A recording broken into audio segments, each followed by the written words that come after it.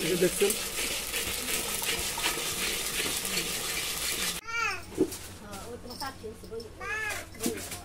আসসালামু আলাইকুম ভাই, কি অবস্থা ভাই? ভালো আছেন নি?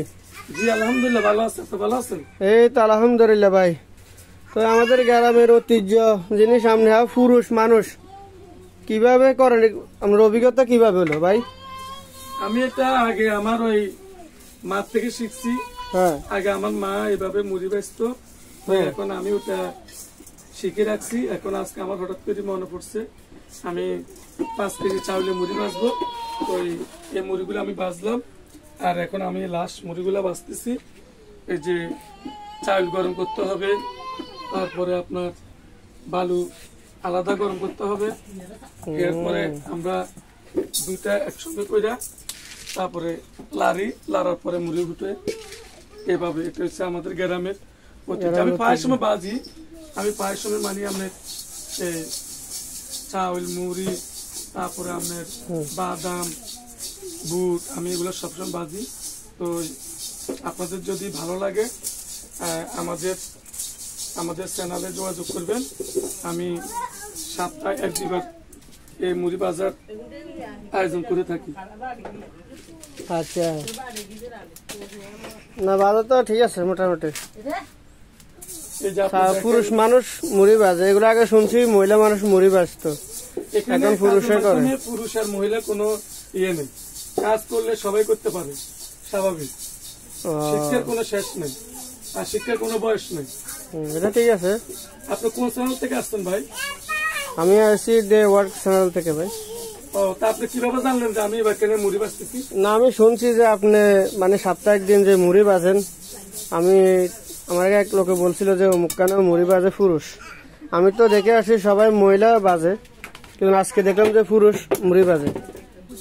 এই যে আমার চাউলগুলো গরম হয়ে গেছে, এখন আমি বালুগুলা পাতিলে ডালবো।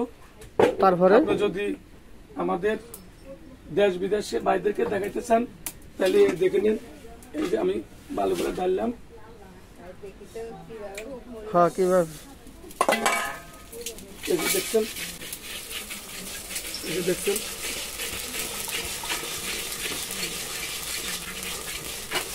মাশাআল্লাহ,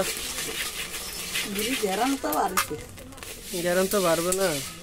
দেখছেন আবার চাকনি লাগে, আমরা কথা বলি। দেখছেন আবার চাকনিও লাগে। হ্যাঁ, অনেক কিছু সরঞ্জাম লাগিয়ে দেখেন।